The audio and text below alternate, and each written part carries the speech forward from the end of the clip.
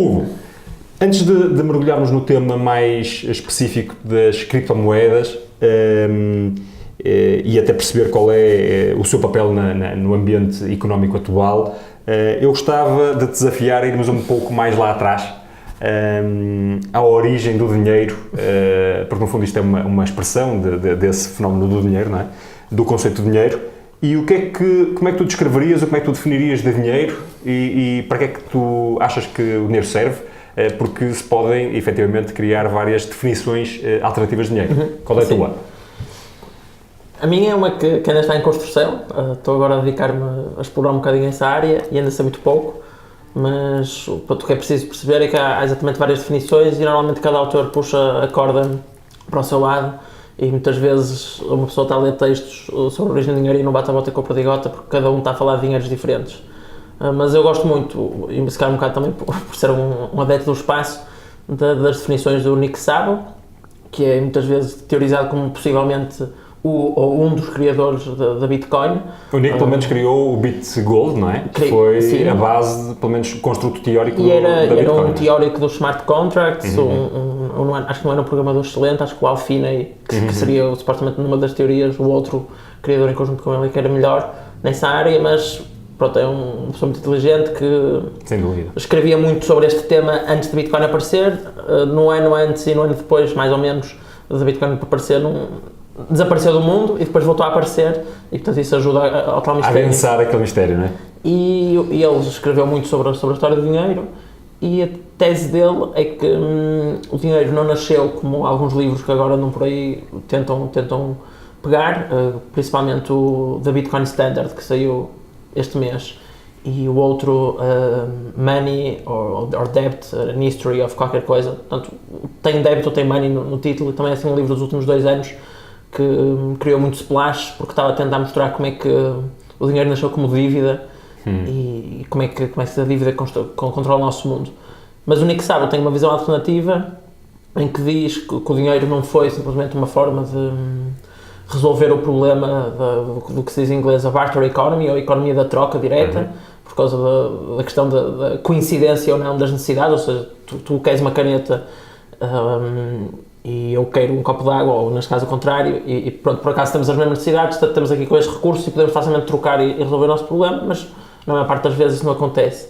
E há essa tese de que o dinheiro nasceu daí, só que há muita gente que refuta isso através de evidência antropológica e depois, óbvio, que na ausência de registros históricos também um bocado de especulação argumentativa sobre o que é que aconteceu, e eles dizem que o dinheiro nasceu não como uma moeda de troca, porque as trocas eram efetuadas de uma forma quase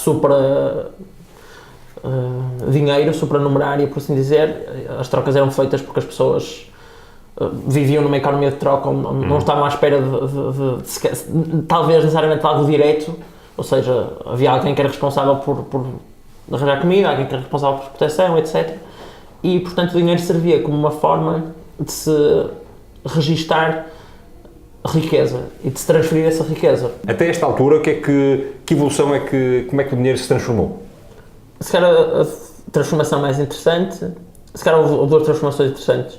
Uma foi o dinheiro ter passado, lá está, de uma emergência orgânica por parte das sociedades que o precisavam e, portanto, que encontravam algo que fosse aceito como meio de troca ou como reserva de valor, e ter passado a ser algo que era cunhado pelos governos, onde já no tempo das grandes civilizações antigas, dos persas, dos romanos, etc. Eu acho que essa foi a primeira grande transformação, porque o dinheiro passou a ser controlado por uma entidade central, sendo que mesmo assim teve várias outras evoluções, ou seja, no tempo do Renascimento em Itália a cada cidade cunhava a sua própria moeda e havia famílias a cunharem as próprias moedas também. Uma coisa mais descentralizada um pouco. Um bocadinho mais descentralizada, um bocadinho mais confusa, os câmbios não deviam ser fáceis e portanto acho que essa foi uma grande evolução no caminho do dinheiro. E depois a outra também se calhar foi a transformação do dinheiro em termos de estar associado a algum metal precioso ou a algum tipo de recurso base, até passar a estar associado puramente na confiança, e o tal dinheiro de confiança, o fiat, as moedas fiat de hoje em dia, e portanto esse percurso que aconteceu mais ou menos ao longo dos últimos séculos O que é que desde logo a Bitcoin veio trazer em termos de confiança? Havia alguma falha ainda em termos daquilo que é o modelo de confiança entre as pessoas que podia ser ainda melhorado ou foi outra razão que esteve na base ou que pode justificar no fundo a essência da Bitcoin e de outras moedas digitais? Acho que houve principalmente duas razões. Uma delas relacionada com o que estavas a dizer e outra se calhar relacionada com o facto de existirem uns gatos gordos, uns fat cats no mundo da indústria de pagamento, portanto as famosas Visas e Mastercard, mas não só, que andam agora também a ser disruptidos por outras empresas não necessariamente baseadas em blockchain, a Revolut, por exemplo, a TransferWise. Portanto, não precisa ser blockchain a resolver isto, mas veio deste problema, ou seja, como combater as transferências, ou neste caso as taxas que a Visa e a Mastercard cobram por todas as transferências. Que no fundo têm um papel de entidades centralizadoras, não é? Certo. E que se cobram por isso. Mas cobram-se por isso mais por terem um monopólio do que por serem necessariamente centralizadoras. Supostamente, quanto mais centralizadora fosse a entidade, se fosse uma entidade mais ou menos benigna, por assim dizer, um governo benigno, poderia até cobrar simplesmente os custos fixos para manter aquilo e mais nada. Portanto, são centralizadoras, mas não sei se é esse o problema.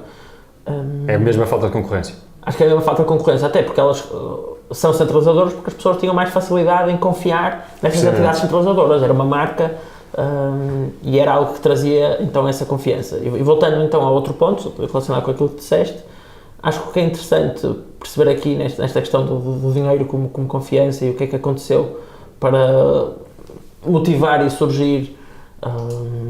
surgimento de Bitcoin foi algo que é curioso no contexto que estamos a falar um bocado, ou seja, o dinheiro, nesta perspectiva do Nick Szabo e de outros antropólogos e de outros mais historiadores do dinheiro, nasceu como algo sem qualquer tipo de valor intrínseco e depois passou para um registro então de dívidas e depois passou a ser associado a algo com um valor base, porque as pessoas, o ouro também não tem valor intrínseco, ou melhor, pode calcular valor intrínseco para qualquer coisa, mas basicamente podemos dizer que é só o valor necessário para utilizar o ouro na indústria da eletrónica, por exemplo. Mas antes do ouro já havia dinheiro que tinha mais valor intrínseco, não é? Os grãos de cevada e essas coisas. Sim. Ou moedas ligadas ao petróleo, por exemplo.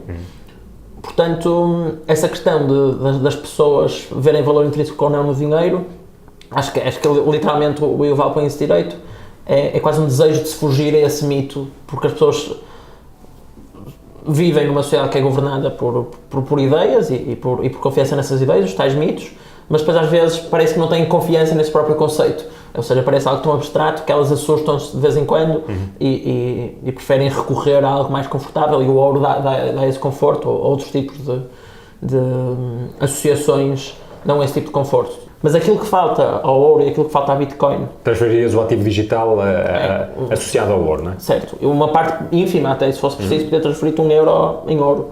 Existem alguns projetos baseados em blockchain que até estão a propor isto.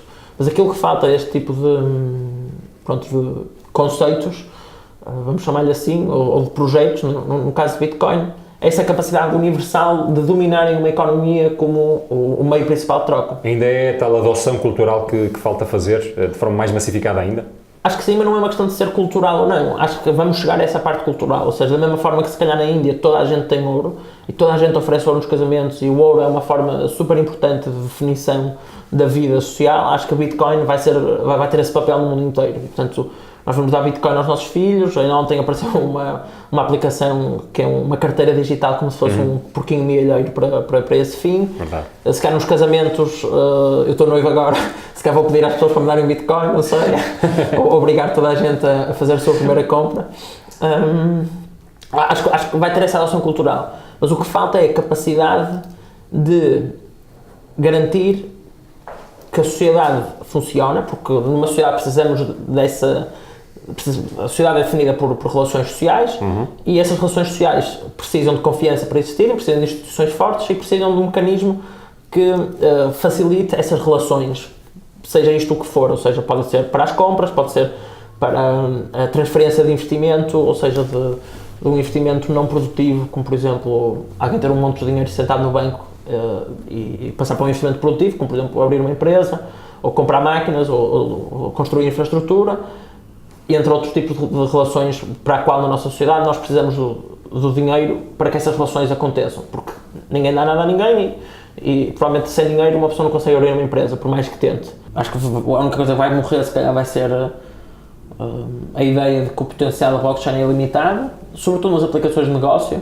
ou seja, toda esta malta que usa a palavra blockchain para angariar dinheiro ou para vender serviços, desde as auditoras e consultoras deste mundo, que tentam impingir blockchain a vários projetos os quais não há uma necessidade real. Acho que isso vai morrer, as pessoas vão perceber, ok, mais vale usarmos, é só tecnologia, tipo, é quase como dizer, vamos usar a internet.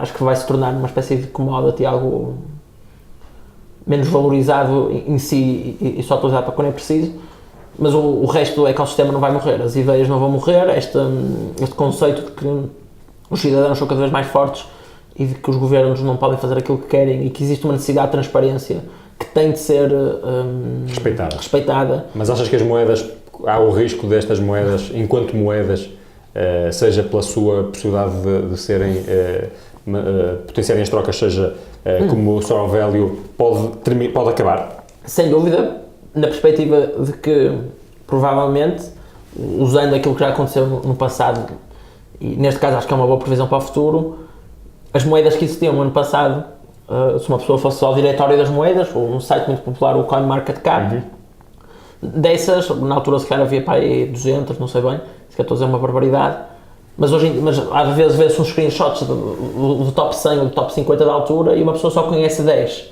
dessas. Portanto, se mesmo as melhores moedas do ano passado, hoje em dia nós já nem as conhecemos, vendo também a qualidade dos 1500 ou 1800 projetos de topo que também estão listados nesse diretório, provavelmente daqui a um ano só vamos conhecer uma pequena minoria.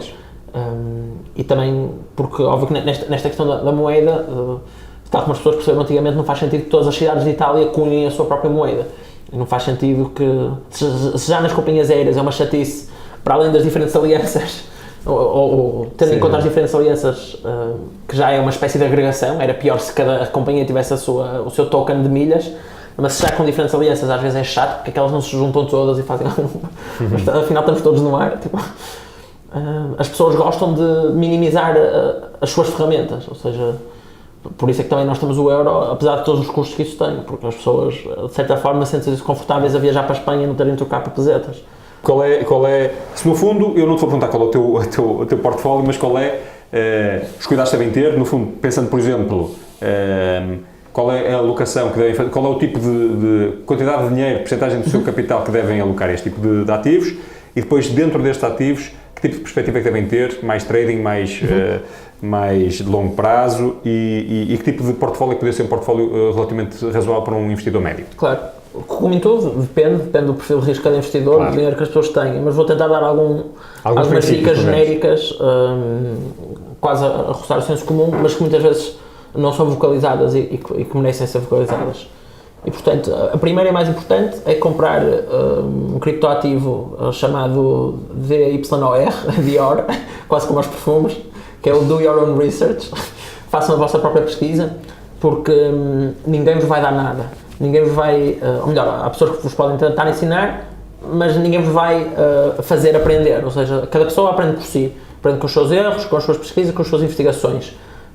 E por mais que agora estejam a surgir fundos neste mercado, da mesma forma que nos tempos de crise na banca também existem bancos de investimento, muita gente perde dinheiro nesses fundos e se calhar se elas fossem as pessoas a investir, óbvio que recorrem aos fundos porque não têm tempo, provavelmente se soubessem o que devessem fazer, provavelmente não perdiam dinheiro porque saíam do mercado. Os fundos podem fazer sentido, não deves meter todo o teu dinheiro no fundo, não é? Sem dúvida, sem dúvida.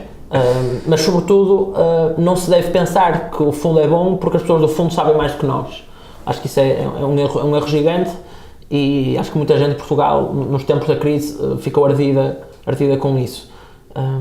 E portanto, se uma pessoa souber o que está a acontecer, o que está a fazer, uma pessoa não precisa de tirar férias, largar os seus empregos para fazer isto. O ideal é todos os dias ler um bocadinho, ler as várias newsletters que existem no espaço, comprar um ou dois livros. Este Crypto Assets é sem dúvida uma boa recomendação, do Chris Burnisk, e inteirarem-se do que está a acontecer. E óbvio que ler um livro é uma coisa chata, que hoje em dia muitas poucas pessoas leem, mas todos os dias as pessoas leem coisas nos seus telemóveis. E, portanto, se lerem as newsletters todos os dias, da mesma forma que as pessoas gostam de Bitcoin ou gostam de investir em depósitos a prazo, é porque todos os dias vão ganhando juros ou todos os dias vão tendo ganhos e a composição destes ganhos sobre o tempo tem um efeito exponencial e o crescimento tem um efeito igualmente exponencial. E, portanto, todos os dias aprender uma coisa é o ativo que dá mais retorno para o investidor, para qualquer investidor.